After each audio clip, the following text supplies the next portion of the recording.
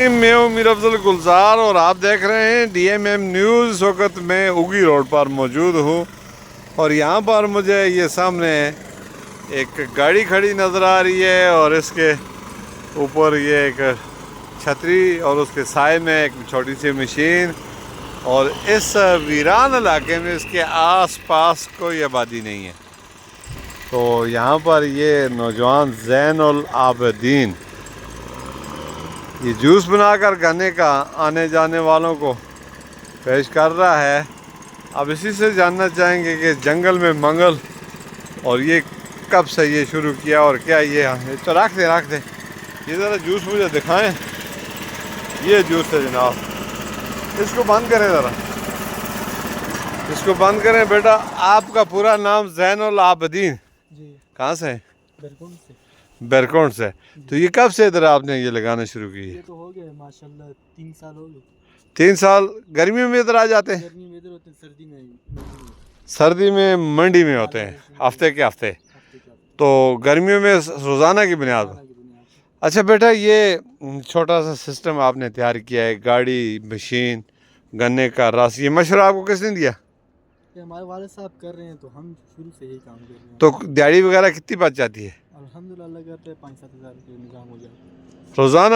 روزانہ کی بنیاد گڈ بھائی، 5-7 ہزار۔ جی، تو آپ اکیلے ہی یہاں پر اکیلے صبح اگر کھڑے ہوتے ہیں شام کو، رات کو کس ٹائم تک؟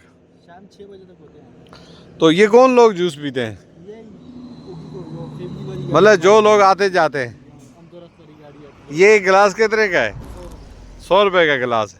تو یہ دن کو آتے ہیں، آپ نے اتنا صاف رکھا ہوا ہے، گنا بھی اتنا یہ۔ اچھا، یہ سیٹ آپ لگانے میں کتنا خرچہ آیا آپ کا؟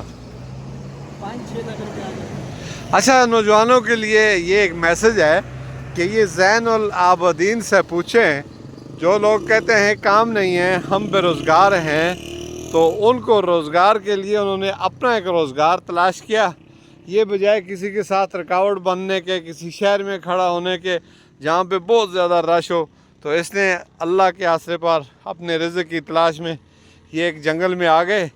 ویرانہ سا جنگل ہے اور اس کے کنارے یہ کھڑے ہیں اپنی گاڑی لگا کر۔ یہ 5-6 لاکھ روپے کا سیٹ اپ ہے اور 5-6 ہزار روپے یہ یومیہ کماتے ہیں۔ اس حساب سے حساب لگا لیں آپ، اگر یہ 5-6 ہزار روپیہ روزانہ کماتے ہیں تو مہینے کا کتنا ہوگا؟